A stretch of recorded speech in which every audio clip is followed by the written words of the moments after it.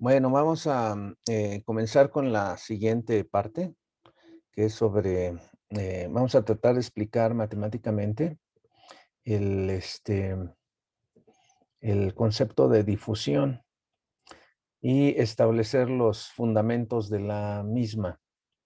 Bueno, déjenme compartir entonces la presentación.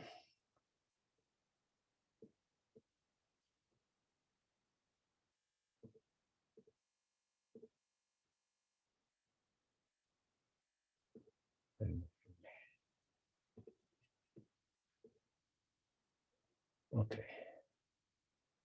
aquí está.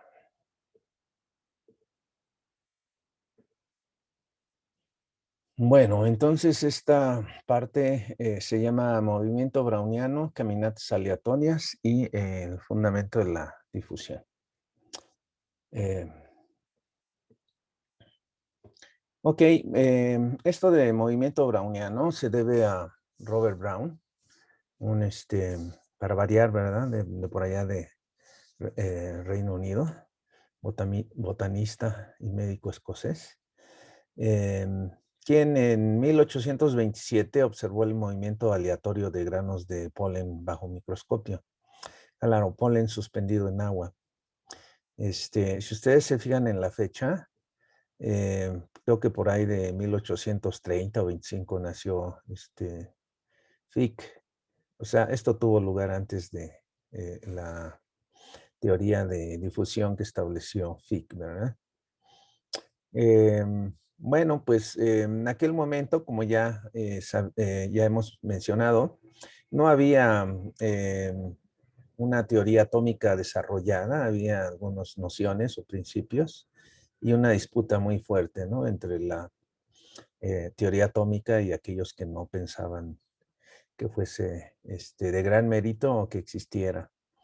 Entonces, bueno, pues aquí yo les estoy poniendo un video en donde se indica qué es lo que se ve, ¿no? Al microscopio cuando uno pone partículas de polen en agua, ¿verdad? Y observa el microscopio. Como ustedes saben, las partículas de polen son muy pequeñas. Claro, hay distintos tipos de polen, pero bueno, en general son pequeñas, como a escala macroscópica, pero son mucho más grandes que las moléculas de agua. Entonces, bueno, pues al suspenderlas en agua, la fuerza de flotación es mayor que la fuerza de gravedad. Entonces, bueno, pues la gravedad pues no juega un papel así tan importante en el movimiento de las partículas de polen. Entonces, bueno, pues Brown observó ese fenómeno. Déjenme mostrarles aquí el video para entender más o menos qué es lo que vio Brown. Aquí encontré este video en YouTube.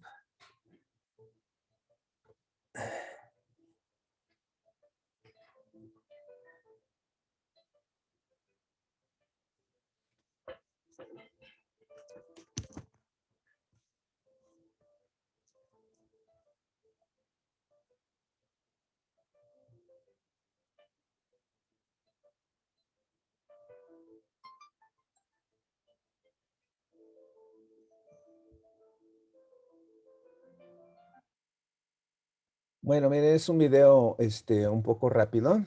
¿Sí lo vieron?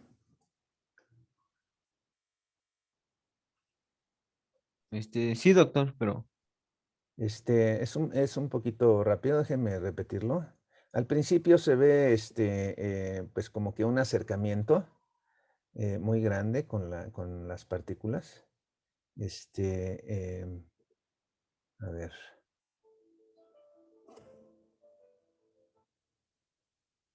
Ahí se ve un acercamiento grande a las partículas de polen, pues son las que se observan ahí grandes, redondas.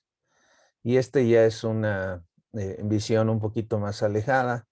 Ahí lo que se mueve y que vibra, pues son precisamente las partículas de polen suspendidas sobre el líquido. Eso es lo que vio Brown al microscopio, ¿no? En el tipo de microscopios que existían en aquel momento. Este, entonces, bueno, pues él se sorprendió al ver eso y pues no sabía si él llegó a pensar que el polen eran organismos vivos, ¿verdad? Y por eso se movían ahí. Pero bueno, como buen científico, para quitarse las dudas, también hizo lo mismo, pero con partículas de polvo. Y pues observó que se movían de la misma manera, ¿verdad? Sin embargo, bueno, Brown en los estudios que hizo y en los escritos que dejó, pues no logró dar una explicación ni siquiera buena, ¿verdad? De qué era lo que estaba ocurriendo. O sea, no existían en su tiempo los elementos para dar una conclusión al respecto, ¿verdad? Y mucho menos entender qué es lo que ocurría. Entonces, bueno, al movimiento de partículas grandes, pero pequeñas a escala macroscópica, grandes comparadas con las moléculas de líquido o gas donde se encuentran, movimiento aleatorio, se le llama movimiento browniano. Ese es un fenómeno físico, y así se le llama. Entonces, bueno, pues ya con el tiempo, después de Fick y ya con la consolidación, digamos, de la teoría atómica y la estructura discreta de la materia, pues se observó que ese problema, pues en realidad, o más bien ese movimiento en realidad era producto del movimiento aleatorio de las moléculas, ¿verdad? Entonces, aquí hay una definición en este extracto de este libro de mecánica de proteínas, motores, que es, bueno, pues de tipo biológico, ¿verdad? Entonces, aquí, bueno, se dice que las fuerzas que agitan a las moléculas causan la difusión, que nosotros vemos, la difusión, pues la vemos a escala macroscópica, ¿verdad? Por otro lado, a escala microscópica, la difusión es una forma de movimiento aleatorio caracterizado por cambios abruptos y frecuentes de dirección. Por supuesto que esa aleatoriedad es resultado de la colisión con moléculas, como se muestra aquí en el dibujo en la parte superior. Se muestra la colisión entre partículas, moléculas de un mismo gas o de un mismo líquido, ¿verdad? Eso está en constante movimiento y por lo tanto chocan entre ellas. Esa forma de movimiento eh, se le llama también movimiento browniano. O sea que no solamente se le llama movimiento browniano al movimiento de partículas de polen, por ejemplo, de granos de polen o granos de polvo en un gas o en un líquido, sino también a las moléculas mismas del gas o del líquido. Eh, Aquí muestro la trayectoria. Si uno siguiera alguna de estas partículas, aquí son varias, pero si agarramos alguna de ellas y siguiéramos su trayectoria, por ejemplo esta, o bueno, la de abajo, y siguiéramos su trayectoria, aquí se muestra así a un tiempo grande, cuál sería la trayectoria que va siguiendo esta partícula precisamente por el movimiento aleatorio y el choque con otras partículas, pero este es simplemente una sola trayectoria, ¿verdad? Como ven, pues se ve que es un movimiento aleatorio, se mueve a pasos, algunas veces más cortos, otras veces más largos, depende de si encuentra o no una colisión con otra de las moléculas o no. Creo que se activó por ahí alguna otra cosa, déjenme ver.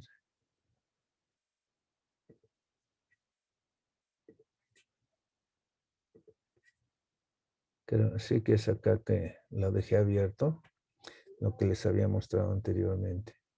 Perdón. Bueno, entonces, aquí en Wikipedia uno puede encontrar una animación. Déjenme mostrárselas. Es una animación de lo que ocurre. Déjenme ir aquí.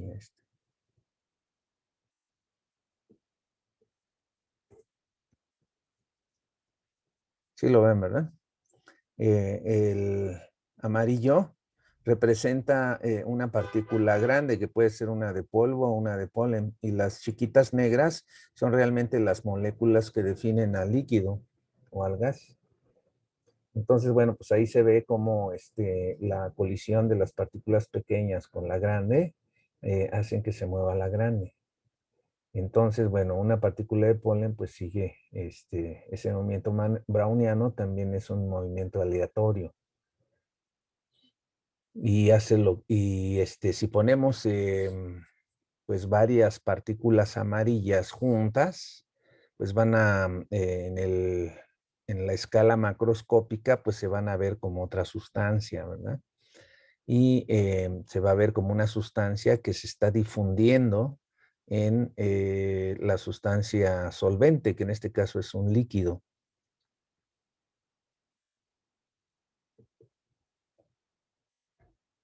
Hay otro video que les quiero mostrar para que vean pues ya cómo es la difusión propiamente dicha a escala macroscópica. En este caso, pues es la difusión de tinta en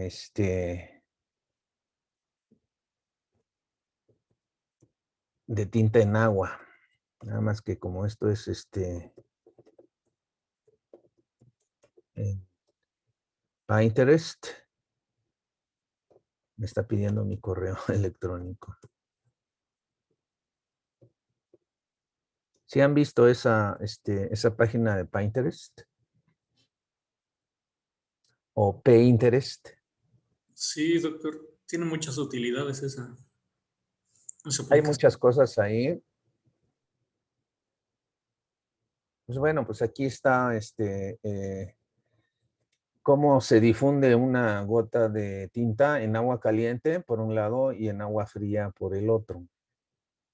Aquí en este problema, pues claramente la gravedad, pues es una fuerza que ejerce, es muy débil comparada con la de flotación.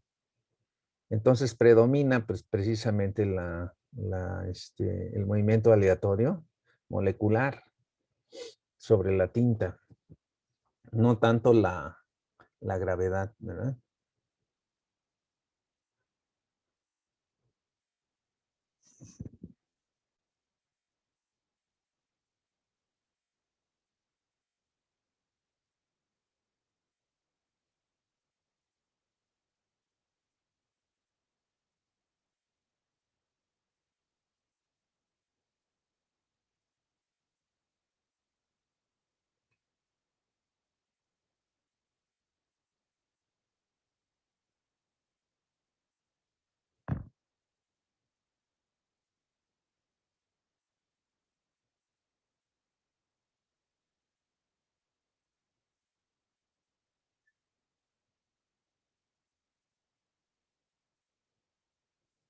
Ok, bueno, de nuevo, para que lo vean, quiero que observen y me comenten qué es lo que observan en los dos casos, cuando es agua fría y cuando es agua caliente.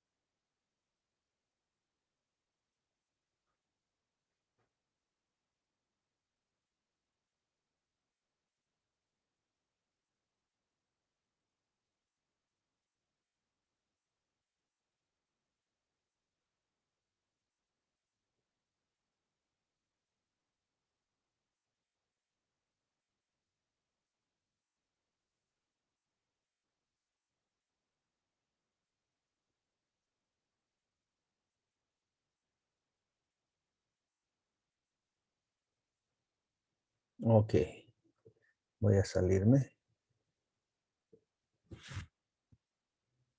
Ahora sí voy a salirme de aquí de la página, porque si no, luego se va para otros lados. Ok. Bueno, entonces, díganme ustedes, ¿qué es lo que observaron ahí cuál es la diferencia entre agua caliente y agua fría de la difusión? Pues yo lo primero que se observa es que en agua caliente se tiene una mayor difusión, o sea, la propagación de la tinta es más dispersa y más rápido, a Sí, comparación de la del agua fría, que sí se va dispersando, o sea, sí hay difusión, pero en menor velocidad.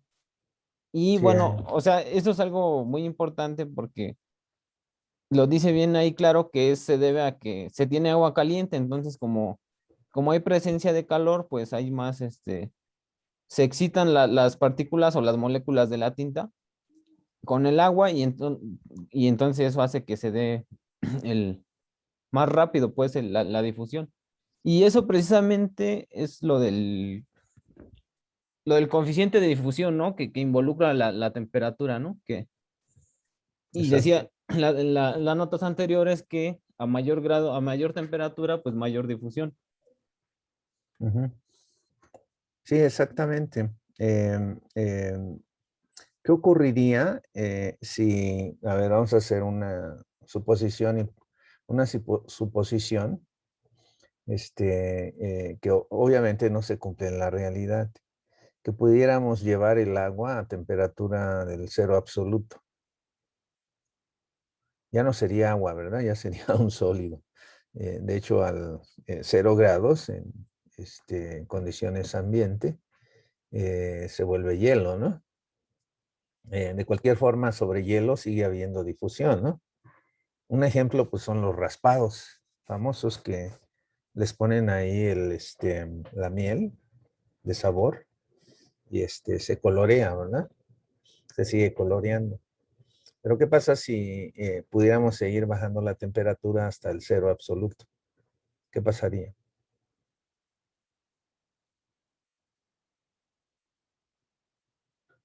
¿Cuánto valdría la difusividad?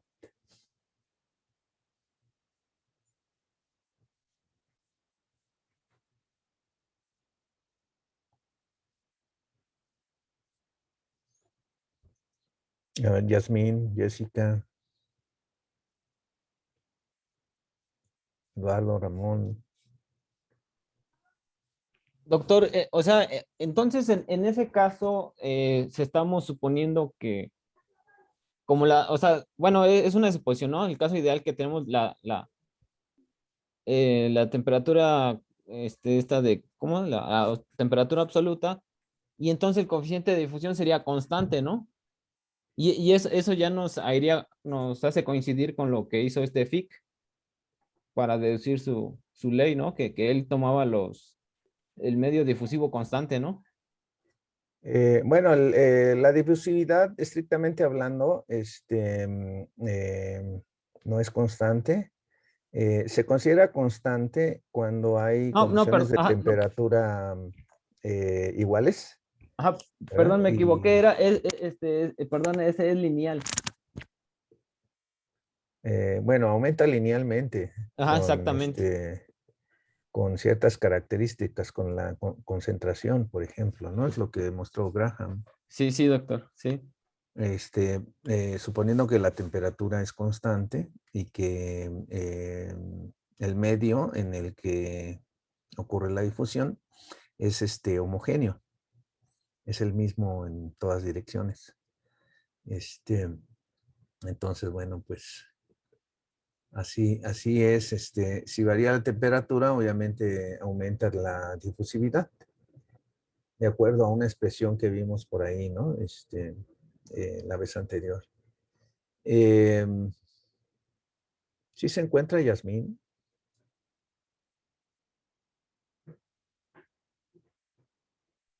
Luis Ramón. Sí, sí, aquí estoy. Sí, sí, Rod- profesor, aquí estoy. Rodrigo, Sí, doctor. Eduardo, Sí, aquí estoy, profesor. Vanessa. Sí, Sí, profesor, aquí estoy. Es que como nadie habla más que sí. Oscar. En ese caso me parece que la difusividad sería cero, ¿no, profesor? En el cero absoluto. Efectivamente, no habría forma de que se difundiera una sustancia sobre un cuerpo a temperatura cero o sustancia, Ujú. porque no hay movimiento molecular. O sea, a temperatura cero cesa todo movimiento molecular. Entonces, pues no hay forma de que se transmita, ¿no? O que se expanda o difunda alguna otra sustancia en el medio. Ok, bueno, pues vamos a continuar con esta parte del movimiento browniano. Vamos a hacer lo que es la modelación del movimiento browniano. En realidad, todo esto que vamos a ver se debe fundamentalmente a Einstein. Primero, pues para modelar el movimiento browniano se utiliza un modelo matemático. Es una formulación que se hace a través de un modelo probabilista que se llama caminata aleatoria o random walk por su nombre en inglés. Ese modelo describe la trayectoria de un sistema que evoluciona dando pasos sucesivos en forma aleatoria, como se muestra aquí, ¿verdad? Este es un borrachito en donde, bueno, se quiere ilustrar que si anda aquí alrededor de un origen, que en este caso es el farol que hay, entonces, bueno, pues sus pasos van a ser pues algo aleatorios, ¿no? Y pues van dando pasos por ahí. Entonces, bueno, pues lo que se quiere es modelar precisamente trayectorias de este tipo a través de un modelo probabilista o un modelo estocástico, ¿verdad? Cabe cabe notar que realmente el modelo de caminata aleatoria no solamente es para modelar movimiento de moléculas, sino también algunos otros fenómenos. Por ejemplo, la toma de decisiones tiene que ver mucho con precisamente caminatas aleatorias, lo mismo las fluctuaciones en una bolsa de valores, por ejemplo, en economía, ¿no? O la evolución de un ecosistema en la naturaleza. En biología, bueno, pues hay una gran cantidad, ¿no? El concepto de vida, pues está muy íntimamente ligado a esto. Bueno, las caminatas aleatorias las podemos modelar en una dimensión, en 2 dimensiones, 3 dimensiones o en dimensiones arbitrarias en general. Y también puede realizarse entre grupos que pueden ser neuronas, por ejemplo, personas o otro tipo de entes. Es decir, estos modelos de caminata aleatoria no son exclusivos para modelar movimiento molecular, sino que pueden modelar diferentes fenómenos, ya sean microscópicos o macroscópicos. Eso es importante entenderlo. Entonces, bueno, la forma más simple es derivar una caminata aleatoria unidimensional, en donde tenemos la recta real, ¿verdad? Vamos a suponer que tenemos una partícula, aquí la roja, libre, que se puede mover sobre el eje X. Entonces, dada una posición en la que se encuentre en un tiempo dado, vamos a llamarle esta posición la posición N. Este es N-1 y N+1 las que son adyacentes, las posiciones. Entonces, si la partícula está en la posición N, en un tiempo dado, pues solamente tiene 2 direcciones en las cuales se puede mover, que es hacia la derecha o hacia la izquierda. Y se puede mover en ambas direcciones con la misma probabilidad, que en este caso pues es un medio claramente, ¿verdad? Claro, también se puede derivar un modelo de caminata aleatoria con pasos de probabilidad distintos hacia el lado derecho y hacia el lado izquierdo. Por ejemplo, podríamos tomar 1/3 al lado derecho y 2/3 al lado izquierdo. ¿verdad? Ese tipo de caminatas pues van a tener una dirección preferencial, por supuesto. Si hay mayor probabilidad de moverse en una dirección que en otra. Y pues son un poquito más complejas. Posteriormente pues vamos a ver qué pasa si la probabilidad de moverse a la derecha o a la izquierda es distinta. Entonces, bueno, en este caso se supone que la probabilidad es la misma y que además se avanza a una distancia característica L cada que se da un movimiento. Y que el tiempo que tarda, pues es un tiempo característico tau. Este salto L de n a n más 1, por ejemplo, la distancia es L, ¿no? Se pone la distancia L para simplificar, y el tiempo que tarda en dar un salto es tau. Entonces, bueno, pues estamos haciéndolo para asociarlo con un movimiento dinámico, ¿verdad? Y bueno, pues entonces se asocia esta densidad de probabilidad que tenemos denotada por esta expresión, en donde esta es la probabilidad de que la partícula se encuentre en la posición n. En realidad es n por L, desde el origen, ¿verdad? Midiendo la distancia desde el origen. Suponiendo que empezó en la posición m y dio S saltos. Entonces, aquí en esta expresión, S indica el número de saltos, m por L, es la posición de la cual parte la partícula, y después de este tiempo, es decir, después de S saltos, ocupa la posición NL. Esa es la probabilidad que se encuentre en esta posición, ¿verdad? Después de S saltos. Bueno, aquí claro, ¿no? La posición inicial es M por L y la posición final es N por L. El tiempo total que tardó en llegar a esa posición la partícula, pues es S por tau. Aquí la vamos a deducir de esta forma, aunque muchos autores suponen que M vale 0, es decir, que se parte del origen, ¿verdad? Es más sencillo deducir una expresión para esta densidad de probabilidad. El objetivo es encontrar cuánto vale esta densidad de probabilidad, suponiendo que conocemos N, M y el número de saltos. Ese es el objetivo.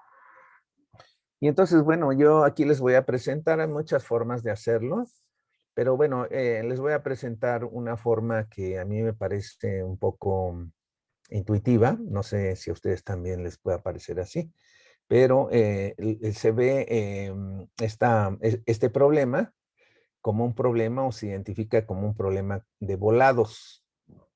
Entonces, tiene conexión con la probabilidad de que después de S volados, la ganancia de un jugador sea igual al desplazamiento relativo que tenemos aquí. Es decir, nu igual a n menos m. O sea, suponiendo que empezamos en m y terminamos en n, ¿verdad? Hay una ganancia, esa ganancia puede ser negativa. Y bueno, en términos continuos, si quieren ustedes, se puede ver como x menos x0 entre L, ¿no? Uno puede hace uno esta identificación y se puede encontrar que efectivamente estas dos cosas son iguales, ¿no? Y bueno, pues eso tiene conexión con la probabilidad de que después de eso, S volados, caigan S sub A águilas o S menos S sub A soles.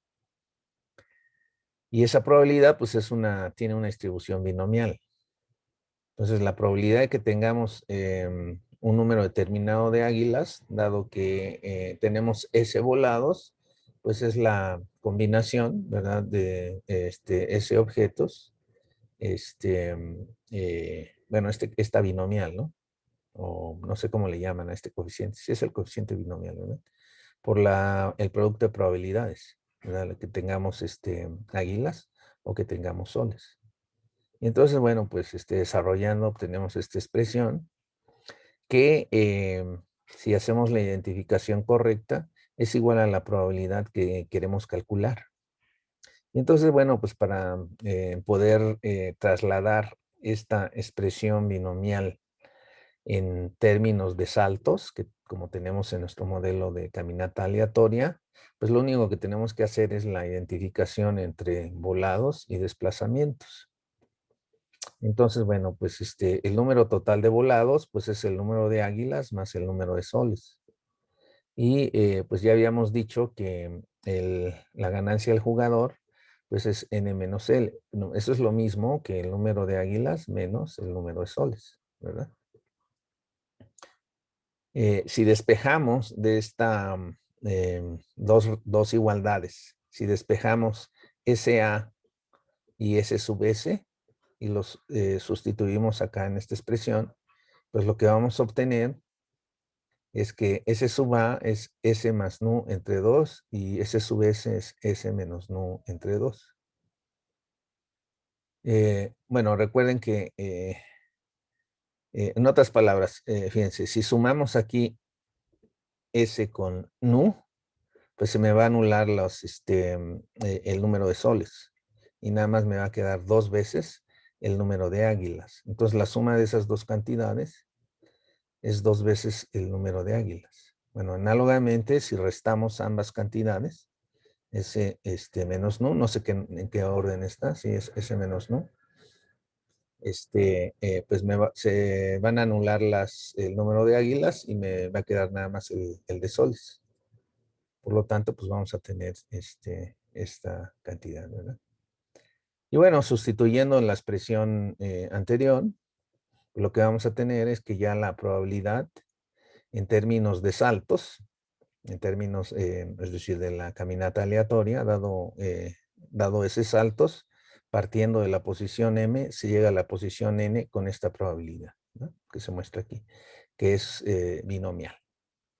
Recuerden, S es el número de volados y nu es la ganancia.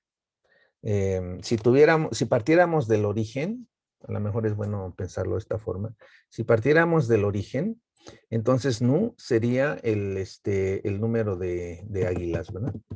O el número de saltos n. O sea, nu sería igual a n en el caso del origen. Es una forma de verlo. Entonces, bueno, dado que aquí tenemos factoriales en el numerador y denominador, generalmente en probabilidad, cuando ocurre eso, o en algunas otras áreas en general, en ciencia, se prefiere trabajar con los logaritmos, ¿verdad? Porque pues da expresiones más simples. En lugar de productos tenemos sumas. Entonces, tomando el logaritmo en ambos lados, pues se va a encontrar, y aplicando las leyes de los logaritmos, se va a encontrar que el lado derecho de 4 es igual al lado derecho de 5, ¿verdad? Tenemos, como tenemos dos cocientes, bueno, en realidad son 3, ¿no? Aquí un medio. Tenemos 3 menos.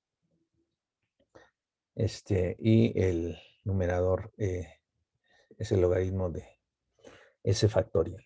Entonces tenemos esa expresión. Bueno, ¿por qué lo ponemos de esta forma? ¿Cuál es el objetivo? El objetivo es que queremos esta expresión, como queremos encontrar una expresión asintótica, es decir, cuando el número de saltos es grande, ¿verdad? En nuestra caminata. O sea que n o el número de saltos, realmente el número de saltos es mayor que n. Entonces, a mayor número de saltos, pues es más probable que tengamos una posición más distante. Pero bueno, aquí lo que importa es el número de saltos. Por lo tanto, queremos aproximar esta distribución 4 cuando el número de saltos S tiende a infinito. Bueno, sabemos que de acuerdo al el teorema o a la ley de los grandes números, esto va a converger a una distribución. ¿Qué distribución converge? ¿A qué distribución converge esta distribución cuando el número de saltos o intentos, en este caso de volados también, tiende a infinito?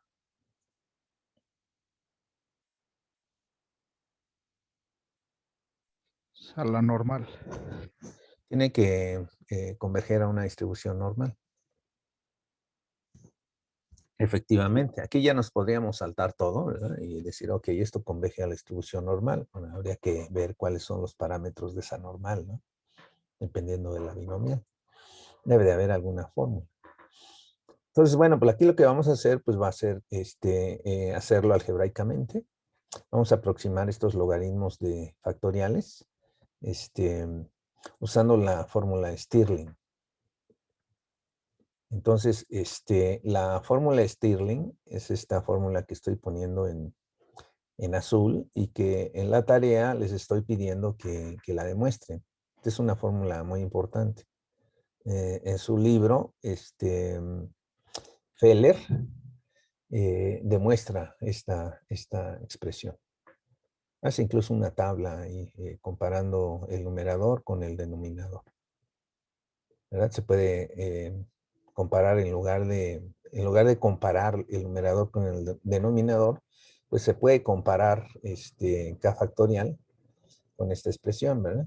Es equivalente para valores de k muy grandes.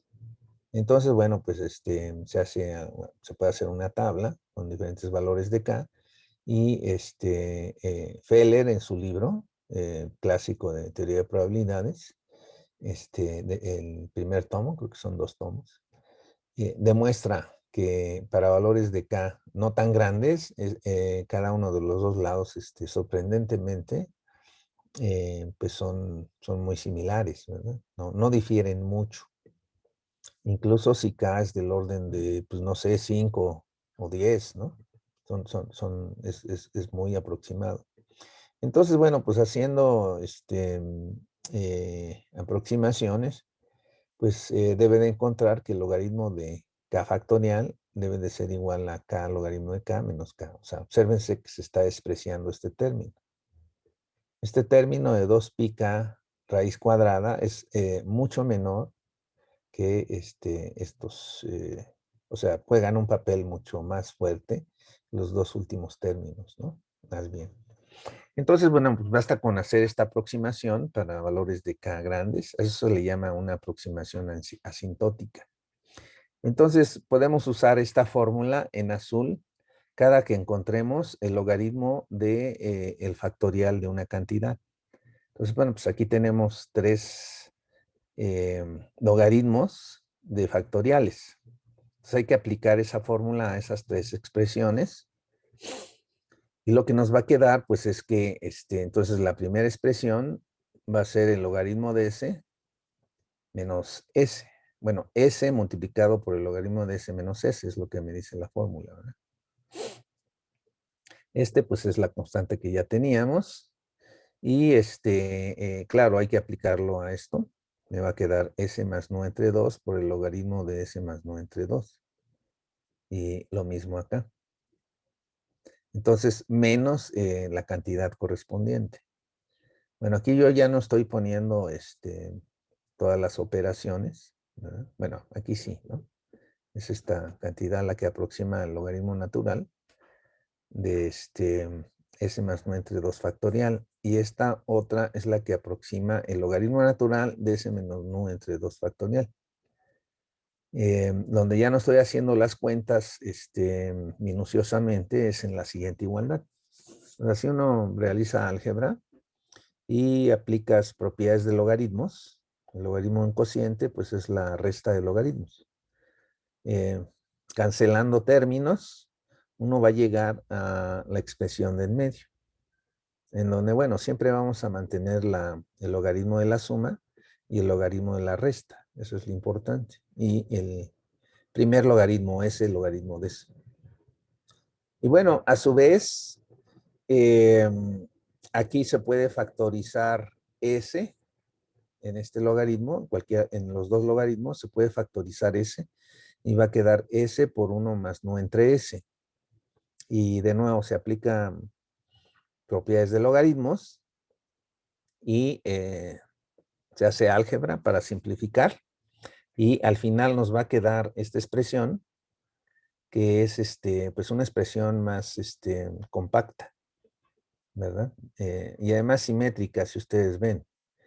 Ambos términos son negativos y tienen simetría en S más B y S menos B. Entonces, bueno, pues al final se aproximan estos dos logaritmos con series de Taylor. Entonces, si tomamos como X a no entre S, tendríamos el logaritmo de 1 más X y el logaritmo de 1 menos X. Eso pues me da en expansión de Taylor la expresión que tenemos aquí en el lado derecho. Si ustedes se dan cuenta, las potencias pares tienen signo negativo para ambos logaritmos, mientras que las impares cambian de signo, ¿no? Dependiendo de si tenemos uno más o uno menos X. Y bueno, pues si sustituimos esas expresiones hasta el cuarto orden, como tenemos aquí, bueno, en realidad aquí debería haber puesto aproximación, ¿verdad? No es igual, entonces lo tengo que corregir. A ver, déjenme anotar aquí en mis cuadernos. En la página 9 tengo que poner logaritmo de 1 más X es aproximadamente, el lado derecho, no es igual. Bueno, entonces, al final, si uno aplica esas expansiones de Taylor a esta fórmula, pues vamos a tener una aproximación a el logaritmo de la densidad de probabilidad. Y eso va a quedar de esta forma. Uno puede hacer las operaciones aquí para ahorrar espacio y simplificar, pues no estoy haciendo todas las operaciones, ¿verdad? Bueno, al final quedan estos términos que son de segundo orden en U y de cuarto orden. Lo que nosotros queremos es tomar el límite de esta cantidad cuando, como ya les dije, el número de pasos o volados tiende a infinito.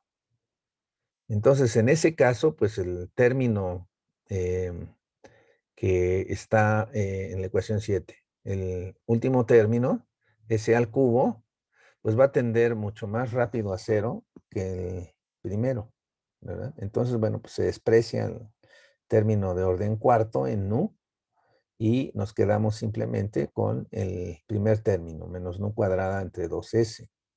Como tenemos el logaritmo, pues simplemente sacamos la exponencial, ¿verdad? En ambos lados. Gracias a que el logaritmo y la exponencial son funciones 1 a 1, crecientes ambas, entonces podemos hacer eso. Entonces tenemos precisamente que la densidad de probabilidad de que partiendo de la posición M lleguemos a N, dado que se han hecho S saltos, es igual a esta cantidad. Entonces, bueno, pues para obtener una densidad real de probabilidad, pues tenemos que la integral, ¿verdad? Tiene que ser 1. Es la suma de todas las probabilidades de alguna forma, debe de ser 1. Usamos esa condición para calcular el valor de la constante desconocida acá, que no estamos obteniendo acá, ¿verdad? Entonces, bueno, pues la forma de hacer esta integral, quizá ustedes ya la conozcan, ¿verdad? Si anotamos por I mayúscula a esta integral, entonces vamos a tener que es más fácil calcular I al cuadrado que la misma integral. Y podemos poner dos variables en lugar de nu, podemos poner X y Y, multiplicar por dx dy. A final de cuentas, las variables de integración son variables, ¿cómo les llaman? Ficticias, ¿no? Pueden tener cualquier nombre. Entonces, bueno, pues como estamos integrando dos veces, una respecto a X y otra respecto a Y es el producto, por continuidad de las exponenciales, lo podemos poner como, de acuerdo al teorema de Fubini, podemos poner esto como una doble iteración, una integración iterada. Y pues curiosamente es más fácil integrar esta iteración en dos dimensiones que la integral en una dimensión. Usando coordenadas polares, x cuadrada más y cuadrada es r cuadrada, ¿verdad? Y la diferencial pues, es R de R. Claro, por d teta, ¿no? Es la diferencial de área. Entonces, este es como el jacobiano en el cambio de variable.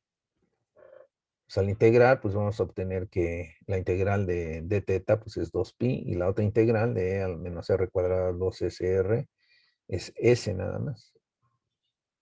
Entonces, bueno, pues como y al cuadrado es eso, no, yo quiero el valor de la integral. El valor de la integral va a ser 1 entre k. Por lo tanto, k es igual a 1 entre el valor de la integral.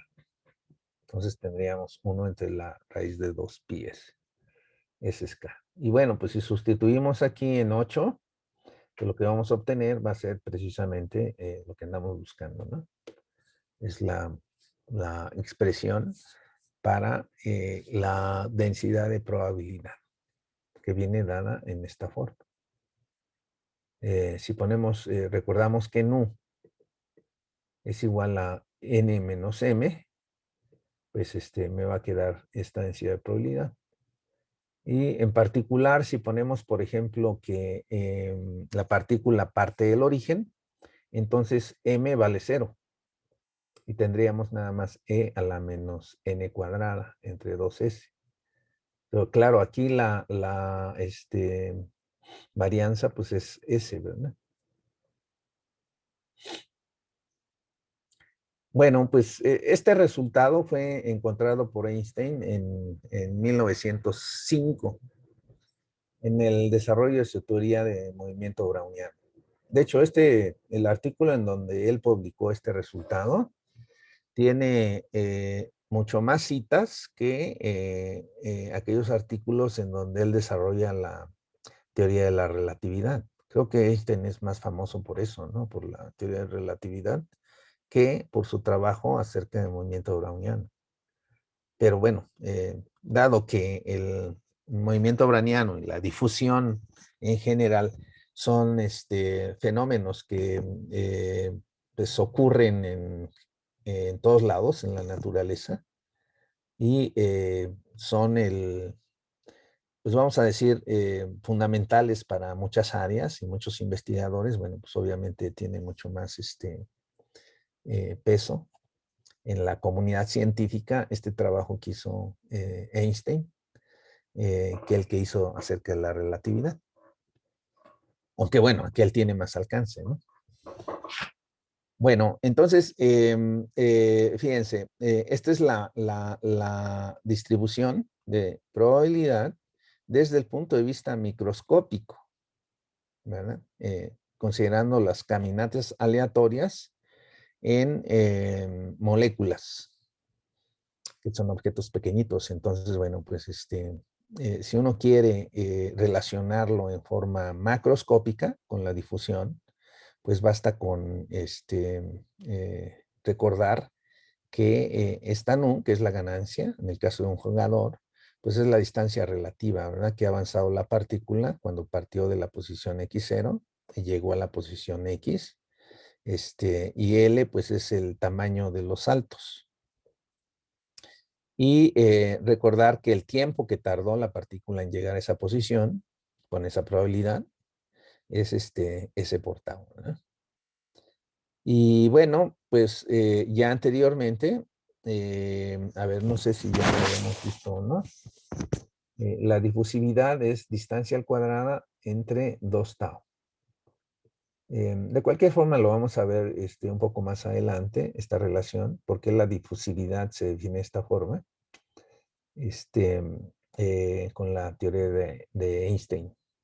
Entonces, si hacemos estas sustituciones, nu es igual a esta cantidad, S es igual a T entre tau, y utilizamos que D es L cuadrada entre 2 tau, pues lo que me va a quedar es la probabilidad en términos de variables macroscópicas. La probabilidad de que partiendo de la posición x0, después de ese saltos, lleguemos a la posición, o más bien después de un tiempo t, que ya es macroscópico, lleguemos a la posición x. Esa probabilidad es esta gaussiana. Bueno, esta gaussiana claramente tiene media x0, ¿verdad? y tiene varianza, en este caso es 2 de t, ¿no? Y bueno, pues esta es la constante de normalización. Muchas veces esta constante L, que es la longitud del paso microscópico, pues se normaliza 1 y pues simplemente se queda con la expresión sin la L. Entonces, como ven, esta es una densidad de probabilidad que depende de t, ¿verdad? A medida de que t aumenta, la gaussiana tiene más dispersión, tiene una desviación estándar más grande o una varianza mayor. Fíjense que si partimos del origen, entonces la media, o sea, X es una variable aleatoria, ¿verdad? Entonces la media de esa variable aleatoria va a ser 0. Es decir, en realidad el movimiento medio de una partícula es 0. ¿Verdad? Esa es una cosa que notó Einstein. Es 0, o sea, no avanza en promedio. Y lo que es más importante, pues es precisamente la varianza o desplazamiento cuadrático medio, como él le llamó. Entonces, bueno, pues aquí dada este resultado que hemos obtenido aquí, pues se describen algunas observaciones. Como ya les mencioné, X es una variable aleatoria, entonces, pues esta expresión es una distribución normal. La media es X0 y su varianza es 2 de t, ¿no? Depende del tiempo la varianza. Depende del tiempo. Entonces, si centramos el sistema de coordenadas en X0 igual a 0, aquí se me olvidó ponerle, aquí también tengo que corregir. En X igual a 0, es la página 11, déjenme anotarlo para corregir. Página 11, X0 debe de ser X igual a 0. Y no debe llevar negrita. Entonces la media es 0, pero la varianza es la misma.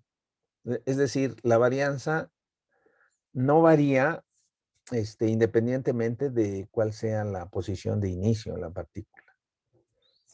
Entonces, bueno, pues esta es una observación que hizo Einstein. Entonces dijo, bueno, pues la varianza es más importante en los procesos que se modelan con caminatas aleatorias. La media no juega un papel importante. Antes de Einstein, muchos investigadores, pues, se centraban bastante en la parte de el promedio, ¿no? O el movimiento promedio, pero bueno, pues él demostró que realmente no es importante. A D mayúscula se le denomina la difusividad. Entonces, bueno, pues esto es lo que decía hace rato Oscar, ¿no? De que la varianza crece linealmente. Sí, bueno, crece linealmente con la concentración o con el tiempo también, ¿no? En este tipo de procesos. Y la rapidez de crecimiento, pues depende de D. Entre mayor difusividad hay, pues mayor crecimiento hay de la varianza. Y también entre más tiempo pase, pues mayor crecimiento hay de la varianza. Ok. Entonces, bueno, pues dado que tenemos una longitud característica, que es la longitud de salto de la partícula, y un tiempo característico para saltar esa longitud, pues hay una velocidad también media, ¿no? Esta velocidad promedio o velocidad característica de la partícula para moverse por medio de pues, el movimiento aleatorio, es tal que si la longitud del salto tiende a 0 y se mantiene en la misma difusividad, entonces la velocidad tiende a infinito. Entonces, bueno, pues es una relación, ¿no? Entre el salto y la velocidad.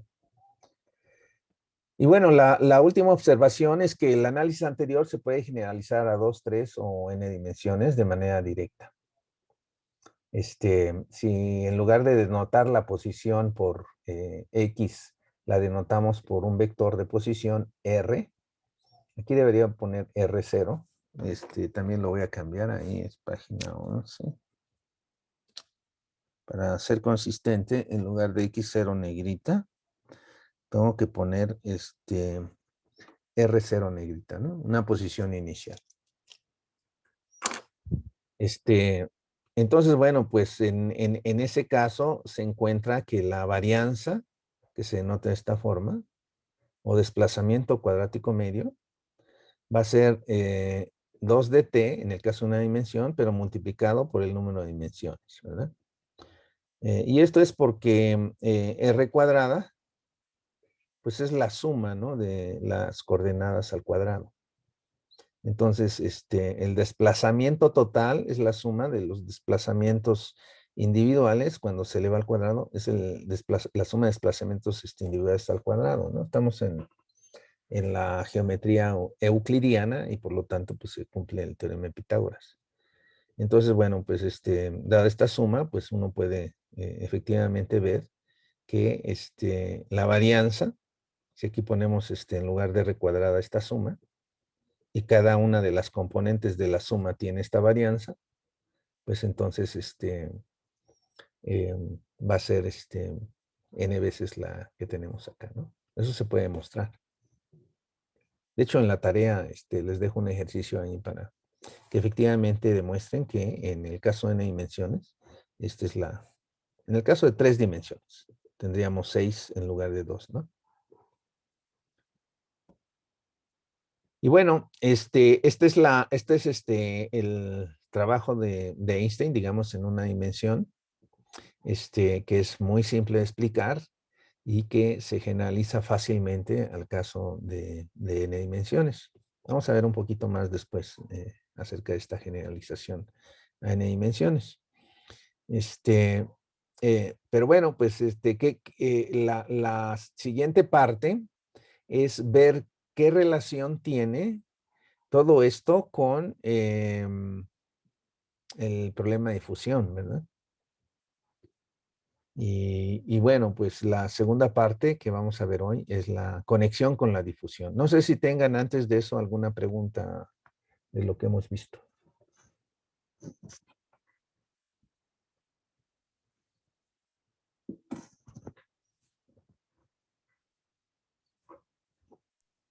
No, doctor. ¿Esto ya lo habían visto anteriormente?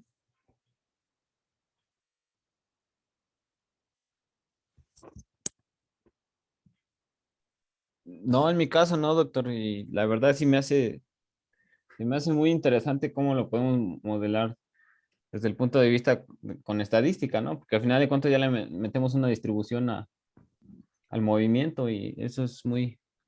Ujú. Bueno, es natural hacer eso porque pues una vez que ya se entiende un poquito lo de la teoría molecular, cuando se ve al microscopio el movimiento aleatorio y se acepta que hay vibración de átomos y moléculas, entonces pues la forma más simple de interpretar ese movimiento es como movimiento aleatorio, ¿no? Y entonces el siguiente paso pues es introducir el modelo que describa ese movimiento aleatorio. Entonces, bueno, pues la forma simplificada de hacerlo es a través de en una dimensión, porque el modelo es muy simple, es una binomial. Y por el teorema límite central o por el teorema o la ley de los grandes números, cualquiera de los dos, pues eso converge a una gaussiana, ¿verdad? Entonces, otro aspecto importante que muchas veces que es muy útil en modelación y yo veo que muchos investigadores en ocasiones no toman en cuenta, es que siempre que habla uno de difusividad física, por ejemplo, que veas un fenómeno de difusión, ¿verdad? Pienses que el fenómeno de difusión en realidad es un fenómeno de transporte. O sea, es un medio para transportar materia, la difusión. Tú pones algo en algún medio y pues la difusión lo difunde, ¿no? Entonces transporta esa otra sustancia dentro de ese medio. Es un medio para transportar, la difusión es un medio para transportar materia o energía o cualquier otra cosa. Y además tiene ese transporte tiene una característica especial en difusión. No es el mismo transporte cuando uno transporta de otra forma, ¿no? Hay otras formas de transportar cosas. Por ejemplo, en un líquido, ¿no? No nada más es difusión. Si existe una corriente en el líquido, por ejemplo, esa corriente también va a influir para transportar materia, pero ese transporte es de otro tipo, no es difusión. Se le llama advección a ese tipo de transporte. Es muy distinto y tiene naturaleza diferente al transporte de difusión. Y la difusión siempre está conectada con procesos gaussianos. Eso es muy importante porque si ustedes hacen modelación, por ejemplo, de algún problema estadístico, aunque no tenga conexión con la física, ¿verdad? Si ese proceso estadístico tiene una distribución gaussiana, uno puede pensarlo, puede pensar un símil físico. Y eso ayuda mucho para modelar e introducir, pues no sé, por ejemplo, regularizadores en el caso de inversión bayesiana, ¿verdad? La distribución a priori o a priori en el teorema de Bayes está asociado fuertemente, si se escoge como una distribución a priori la gaussiana, está asociado fuertemente con difusión. Y por lo tanto, esa distribución a priori va a ser un suavizante, un estabilizador, porque eso es lo que hace una gaussiana. Se difunde, estabiliza. Cualquier cosa que le metas lo vuelve suave, aunque sea discontinuo. Entonces, bueno, ese tipo de conexiones son muy útiles a la hora de hacer modelación. O sea, no nada más es interesante per se, sino su aplicabilidad es enorme. Entonces, mi punto de vista es que no solamente es útil para gente que estudia física, biología, economía, medicina, etcétera, una serie de campos, sino para el estadístico también, o para el probabilista, ¿verdad? Es muy importante porque ayuda a interpretar diferentes fenómenos con diferentes enfoques, digamos, ¿no? Si da tiempo, al final yo les voy a presentar un ejemplo en donde estamos usando precisamente distribuciones a priori construidas de procesos difusivos y funcionan bastante bien, ¿no? En procesos de Markov. Se llaman Markov Random Fields, o sea, campos aleatorios de Markov, de hecho. Y bueno, pues todo esto es muy útil en todo ese contexto. ¿Alguna otra pregunta, duda que tengan, observación? ¿O duda que tengan de lo que hemos visto?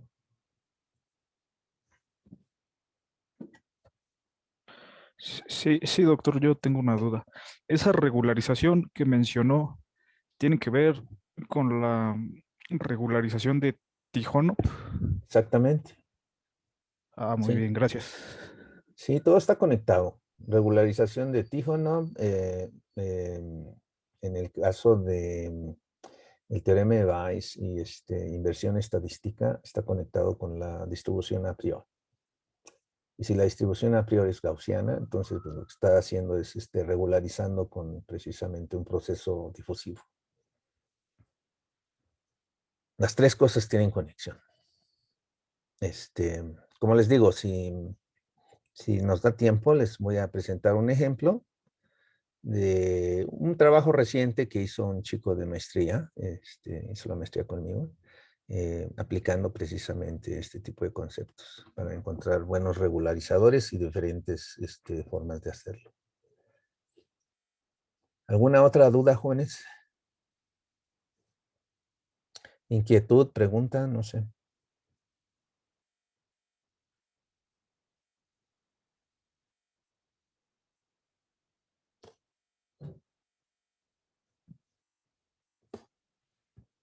Bueno, pues vamos a ver cuál es quizá avanzando un poco más, se vaya aclarando un poco más el panorama de la conexión precisamente con la difusión, ¿verdad? Entonces, bueno, pues ya sabemos que una caminata aleatoria, cuando el número de pasos tiende a infinito, se puede escribir por medio de una densidad de probabilidad que es gaussiana.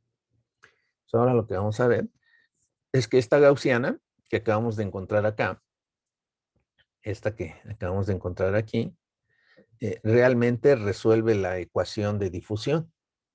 O sea, si ponemos la ecuación de difusión, por ejemplo, la segunda ley de Fick, que es parcial de U con respecto a T igual a D por la segunda parcial de U respecto a X al cuadrado.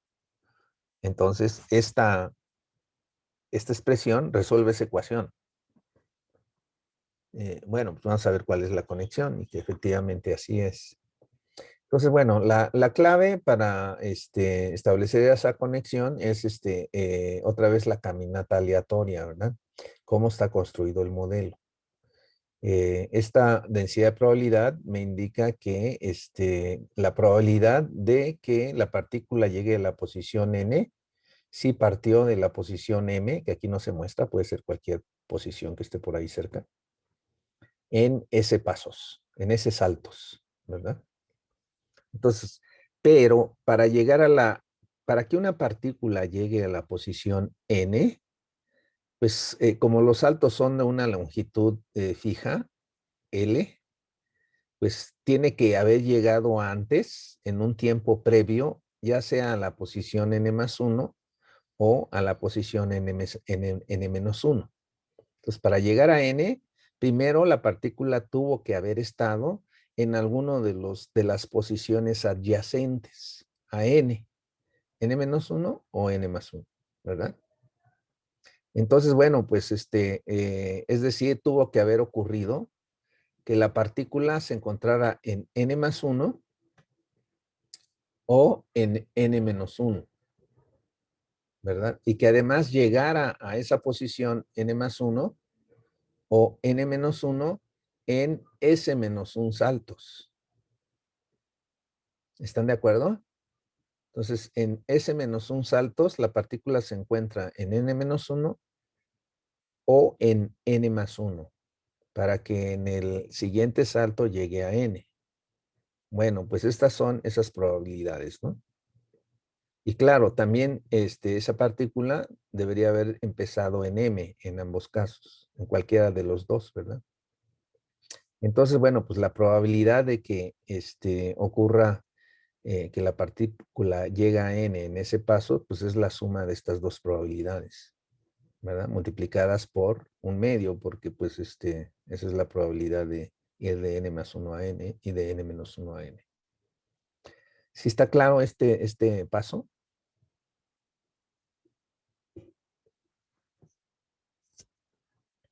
Sí, sí, doctor.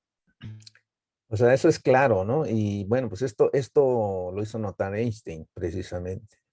¿Ok? Y bueno, pues miren, pues es muy simple, ¿no? Esto pasa. Y entonces el mérito es ver que aquí esta variación que tenemos aquí, esta variación, ¿qué es lo que varía entre estas dos probabilidades?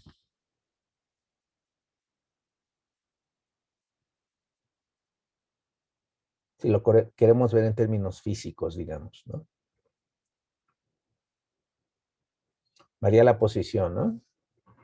Porque la primera me da n más 1, o sea, es n más 1, y la segunda me da n menos 1, n menos 1. Es lo único que cambia, ¿no? En estas dos probabilidades, la posición de la partícula. Entonces me da variación de la partícula, ¿no? Variación de posición o desplazamiento. Entonces, bueno, para simplificar y quitarnos esta m, que pues realmente no es indispensable, se puede considerar que se parte del origen. Entonces vamos a tomar m igual a 0. Entonces, bueno, pues ya se simplifica la fórmula anterior, se simplifica en esta expresión, ¿no? Que ya es más simple. Ya no tenemos la m. Entonces, bueno, pues como les digo, esta diferencia o más bien suma que tenemos aquí, indica variación respecto a la posición.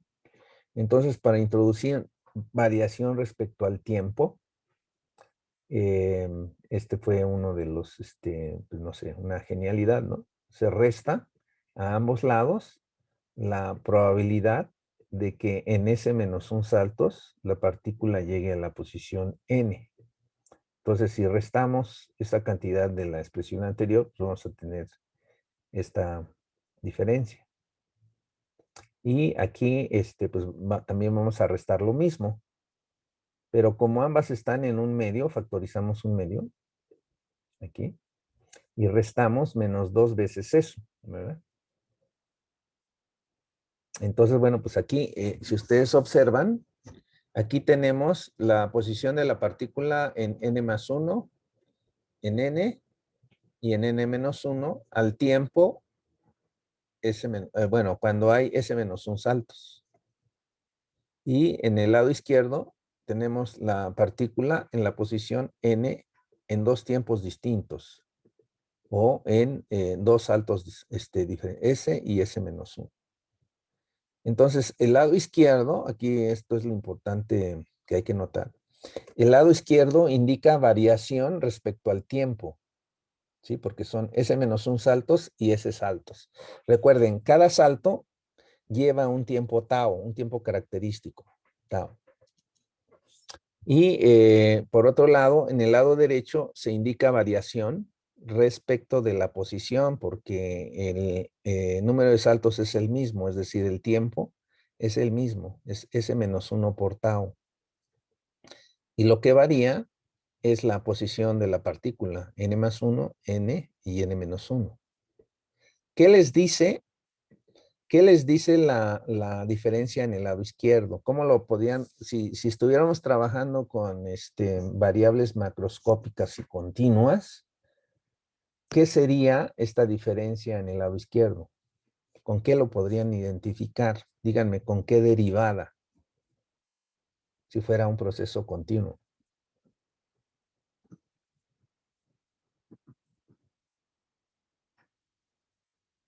Con la derivada respecto al tiempo, doctor. Sí, pues ahí varía precisamente eso. Y en el lado derecho, ¿qué tendríamos? Variación respecto a qué? A la posición. Entonces, ¿qué tendríamos?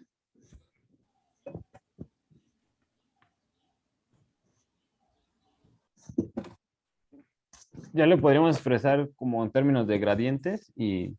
Sí. Sí, quiero que eso es lo que quiero que me digan. A ver. ¿Sí han Sí. trabajado diferencias finitas? ¿O ecuaciones en diferencias? Esta variación que está aquí, en donde tengo 3 posiciones, n+1, n, o sea, tengo estas 3 posiciones acá en la recta, n-1, n y n+1. Si yo tengo valores de una variable continua en 3 posiciones así,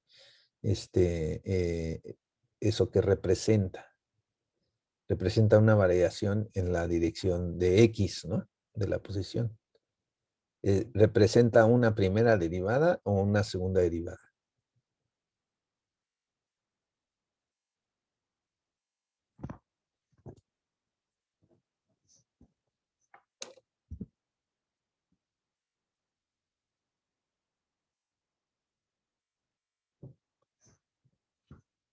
A ver, les voy a compartir un pizarrón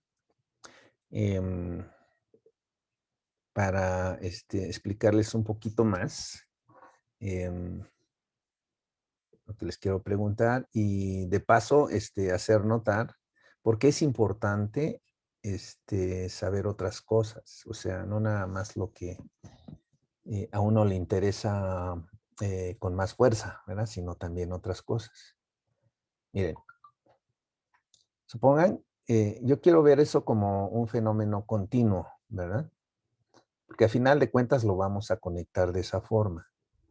Entonces, yo tengo aquí una función que está definida en, si quieren aquí le puedo poner la función en una posición X. Vas a suponer que este es X. Bueno, ya lo puse abajo, debería haberlo puesto al revés. Supongan que este es un salto, X más delta X. Y este es otro salto, X menos delta X. Entonces, pues yo tengo aquí, estoy midiendo alguna característica en estas tres posiciones. ¿Cuál es nuestra característica que estamos midiendo? Pues es probabilidad, ¿no? Pero puede ser cualquier otra característica que midamos en tres posiciones distintas en el espacio. Entonces tengo f de x menos delta x. Y aquí tengo f de x más delta x. Fíjense, este tipo de cosas, pues no nada más las sabía Einstein, las sabía pues casi todos los físicos o químicos o gente que modela cosas. Esto es importante. Y tenemos esta cantidad, fíjense, tenemos esta cantidad, un medio de f de x menos delta x menos 2f de x más f de x más delta x. O sea, esto representa tres términos en diferentes posiciones de una función f. Si ustedes se dan cuenta, pues es lo mismo que tenemos en las expresiones de probabilidad, pero en lugar de tener x menos x, tenemos n más 1 y n menos 1, ¿verdad? Esa es la única diferencia, pero pues sería, el análogo sería esto. A ver, ustedes díganme, ¿cómo se aproxima la primera derivada de x? O sea, si yo quiero aproximar la derivada respecto a x de f, pues hay una aproximación. Por ejemplo, pues puedo tomar f de x, más, por ejemplo, delta x, menos f de x, entre delta x, ¿verdad? Claro, esto es, si delta x es pequeño, ¿no? Es mucho menor que 1. Entre mucho menor que 1, entre más pequeño sea, pues mejor es la aproximación. ¿Están de acuerdo? Sí, doctor. Entonces, si yo hago la segunda derivada,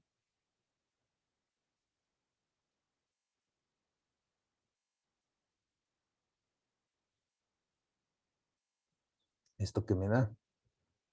Bueno, pues me tiene que dar 1 entre delta x por la derivada de la primera menos la derivada de la segunda, ¿no? O sea, tendría que tener la derivada respecto a x de este cociente.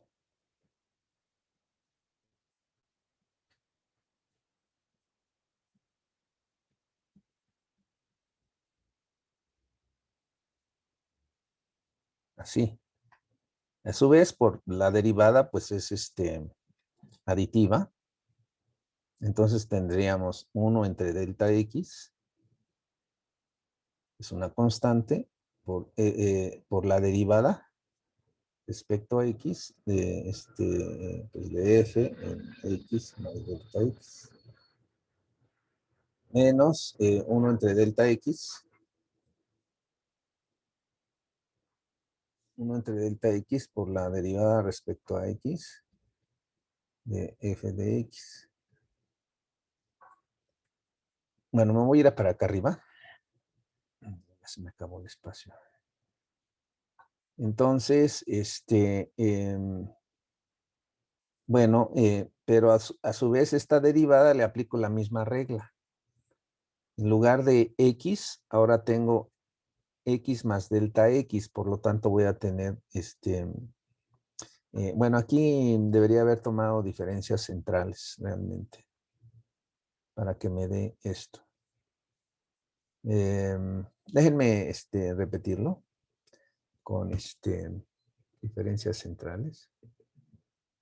Quizá con eso sea más claro.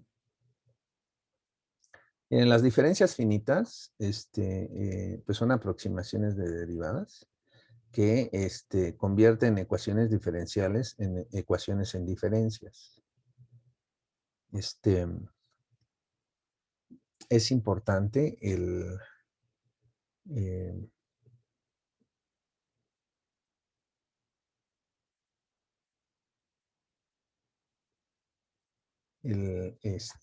entender estas cosas. No, voy a ponerlo así mejor. Bueno, la aproximación puede ser de diferentes formas. Delta X entre 2 y X menos delta X. Hoy tengo que borrar esta cosa.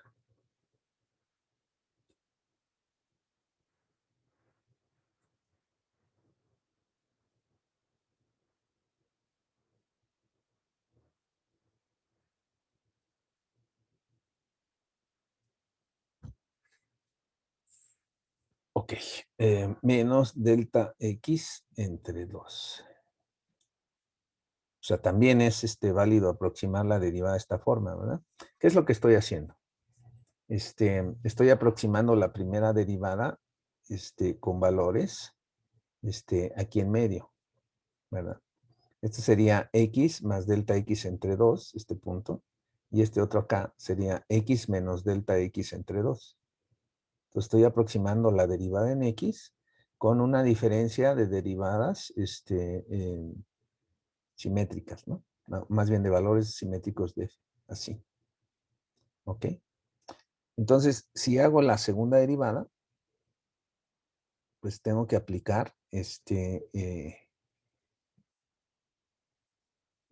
a su vez, una aproximación de la segunda derivada en el lado derecho.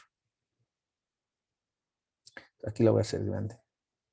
Entonces, ¿cuál es una aproximación de la derivada de f en x más delta x?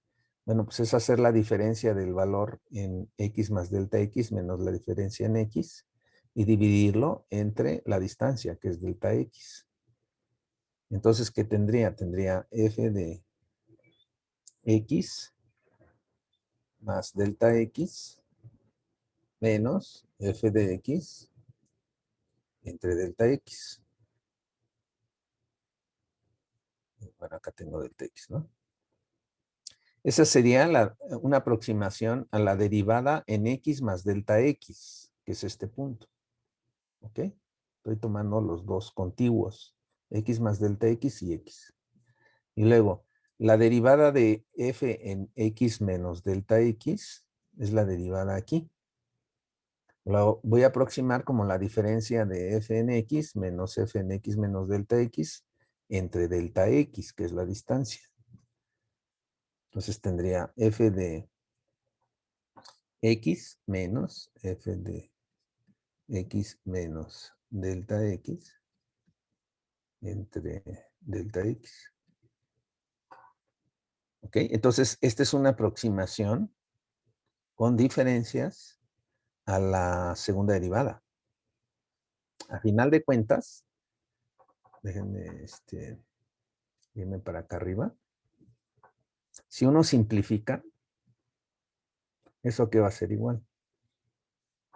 Bien, voy a tener delta x al cuadrado, ¿verdad? Bajando esto. Y entonces voy a tener f de x más delta x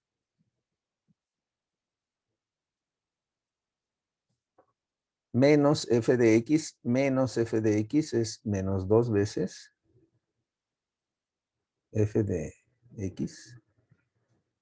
Menos con menos me da más. F de x menos delta x.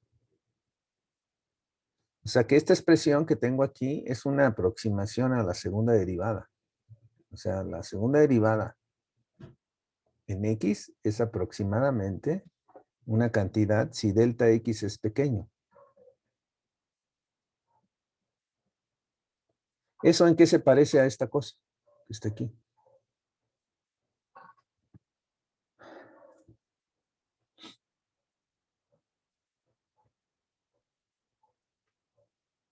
Se parecen mucho, ¿verdad? Excepto por el 1/2.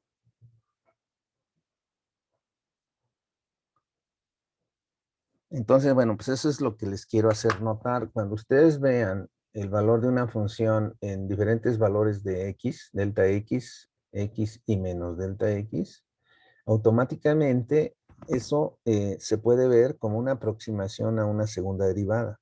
En este caso es la derivada respecto a x. Entonces, regresando a lo que nos interesa, ahora sí ya es más claro. Ahora sí ya es más claro lo que observó Einstein o cualquier otro investigador de su época, ¿verdad? Al ver una expresión de esta forma. Pues a ver, ahora ya con lo que les expliqué, ¿con qué está relacionado? Si lo vemos en forma macroscópica como variable continua.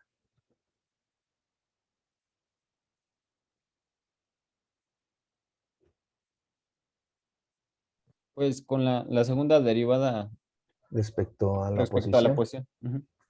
Y esto ya dijimos que está relacionado con la primera derivada respecto al tiempo. ¿Ok?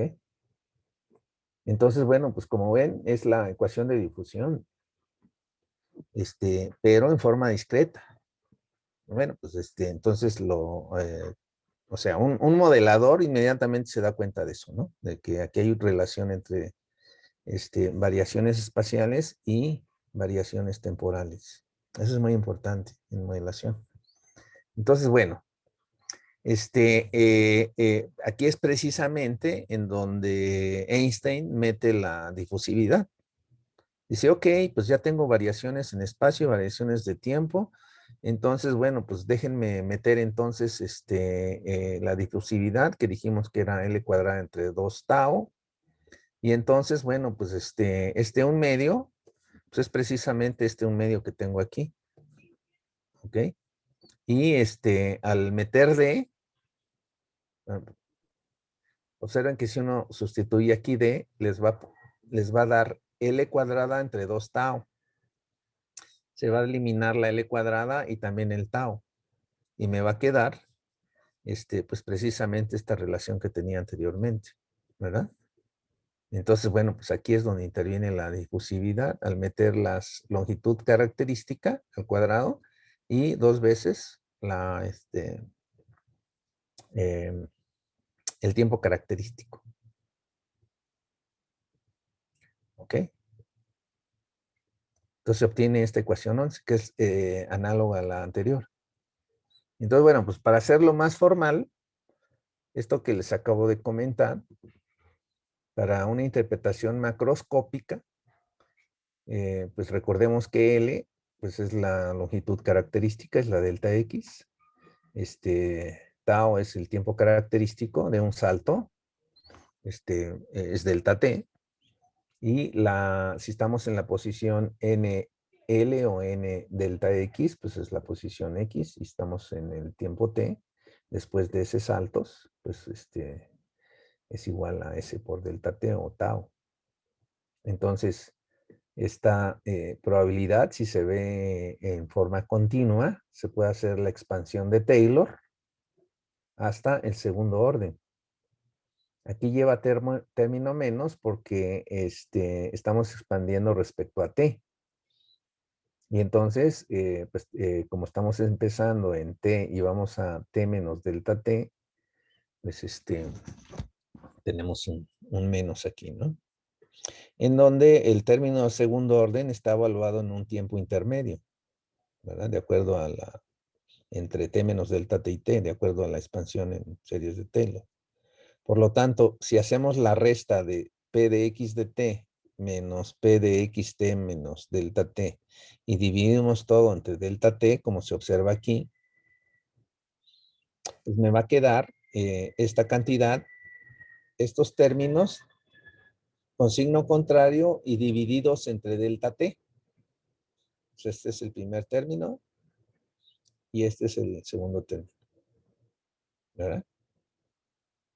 Eso quiere decir que entonces esta cantidad que ya sabemos que es variación respecto a tiempo, en forma macroscópica con estas identificaciones. Se puede expresar como la derivada respecto al tiempo de P en la posición X, T, posición X, tiempo T, con un error delta T. Entre más pequeño sea delta T, pues mejor va a ser la aproximación. Y luego, pues lo que resta es hacer lo mismo con variación en espacio. Entonces tendríamos en variación espacial, pues para simplificar, en lugar de cargar todos estos términos, ¿verdad? O estos que tenemos aquí, pues como esto no varía en la segunda S, en el tiempo, pues varía en X nada más. Pues me interesa la expansión en X de una expresión de este tipo, ¿no? De esta forma, como les acabo de indicar anteriormente. Bueno, pues se hacen las expansiones en X más delta X y en X menos delta X igual de Taylor. Y pues vamos a obtener esta expansión hasta el tercer orden, ¿no? No es un término aquí de cuarto orden. Si ustedes se dan cuenta, cuando sumamos estas cosas y restamos así, pues va a haber simplificaciones. Entonces, pues, al sumar y restar estas expansiones, pues me va a quedar este término aquí. Entonces, bueno, pues, dividiendo entre delta X cuadrada, o sea, es L cuadrada, dividiendo entre delta X cuadrada, me queda una aproximación a la segunda derivada, y aquí me va a quedar un término de orden delta X cuadrada, si yo divido entre delta X cuadrada. Por lo tanto, esta expresión, que indica variación de espacio, es una aproximación a la segunda derivada respecto a X en la posición X al tiempo T menos delta T, porque estamos en S menos 1. Con un error delta o término complementario delta X cuadrada. Y entonces, bueno, pues haciendo esas observaciones y considerando el límite macroscópico, o sea, cuando tau tiende a 0 y cuando delta X tiende a 0, pues entonces vamos a obtener esta ecuación. ¿Ok? Sustituyendo, pues claro, ¿no? En esta ecuación 11, vamos a sustituir 12. Si sustituimos 12 y 13, que es esta, sustituimos esas dos expresiones en 11, pues me va a quedar una ecuación con los términos delta x cuadrada y delta t cuadrada, pero cuando delta t y delta x tienden a 0, pues me queda la ecuación diferencial. Entonces, bueno, pues esta es la ecuación de difusión, ¿no? La que encontramos con lo que se llama la segunda ley de Fick, solo que en lugar de P teníamos C, que era concentración, ¿no? Aquí tenemos pues una densidad de probabilidad. De hecho, la densidad de probabilidad pues también pues depende de las condiciones iniciales, ¿no? Cuál sea la distribución de partículas en el medio en el que estoy interesado, ¿no? Puede haber una o puede haber cientos de miles o millones de partículas. Entonces eso me va a dar una concentración de partículas, precisamente, ¿no? En un volumen dado. Y bueno, pues ya sabemos que esta función, entonces, resuelve esta ecuación, ¿verdad? Automáticamente, pues como ya derivamos esta expresión precisamente de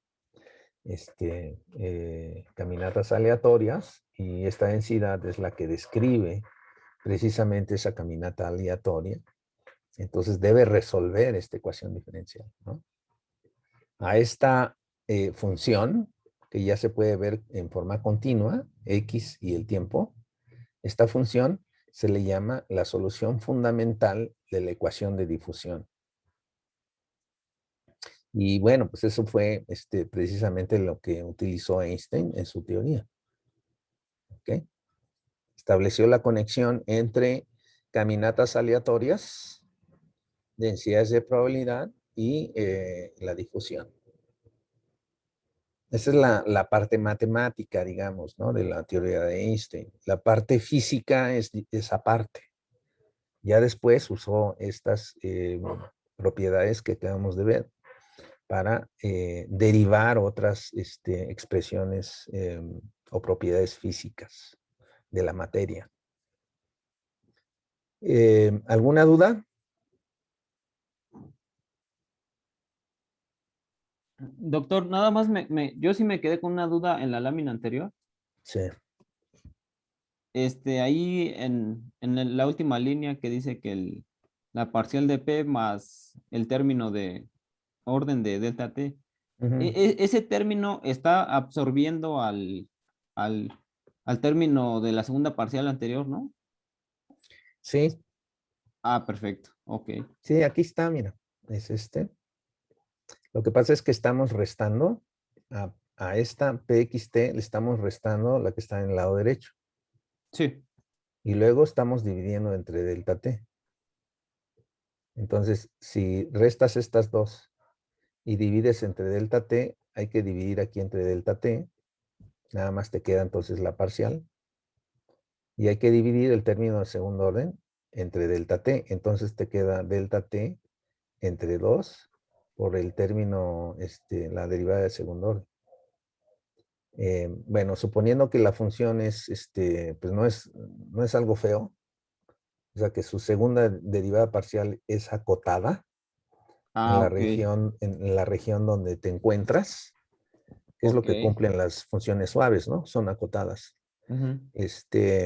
Entonces, bueno, pues el término que domina es este pequeño, ¿no? Esto puede ser muy grande, ¿no? Pero si nosotros hacemos tender delta t a 0, pues finalmente es de este orden, ¿no? El Ah, término. perfecto. Sí, claro. Es que esa es sí, ya me quedó claro. Pero más o menos es lo que vimos en el curso pasado, ¿no? De optimización, cuando decíamos ese término a cero, ¿no? Eh, Exacto. Ok, sí, doctor. Gracias. Sí, todo esto incluso esto, aunque no se los he mencionado, también tiene que ver con optimización. Ya, eh, ya que lo mencionas. ¿Por qué tiene que ver con optimización? Porque el operador de difusión, que es precisamente es bueno, ya está definido para funciones. Puede ser P o puede ser F. Ese operador es cuadrático. Entonces, la ecuación se puede resolver, bueno, esta ecuación describe un fenómeno físico. En este caso, pues es una caminata aleatoria. En caso macroscópico, describe difusión. Si uno quiere resolver una ecuación de este tipo y pues no te enseñaron ecuaciones diferenciales, pues uno le puede dar la vuelta y decirle, ok, pues yo no sé resolver ecuaciones diferenciales, pero sí sé optimización. Pues con eso te basta, porque se puede convertir este problema en un problema de optimización, en donde el operador, en este caso es el operador de difusión, es cuadrático. Entonces, bueno, pues también tiene su versión discreta como problema de optimización, este problema, no solamente como problema de caminata aleatoria. Entonces, las gaussianas por eso son muy importantes, no solamente son universales en el ámbito de la estadística, sino en la ciencia en general, ya sea ciencias exactas, en este caso física, por ejemplo, y química, sino también ciencias aplicadas. Todo está conectado.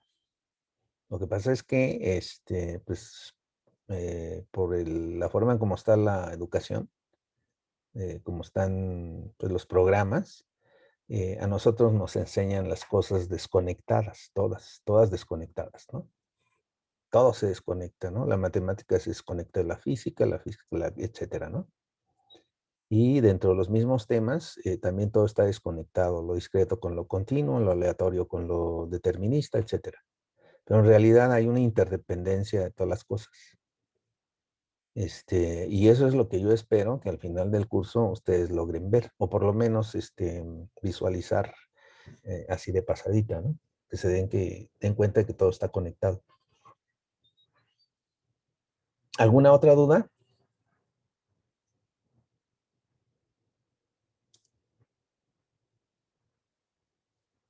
Si tenemos tiempo, también voy a explicarles por qué razón, porque, claro, ¿no? Yo aquí les explico así al vuelo, pero pues no les doy los detalles, porque eso pues, hay que desarrollarlo, ¿no?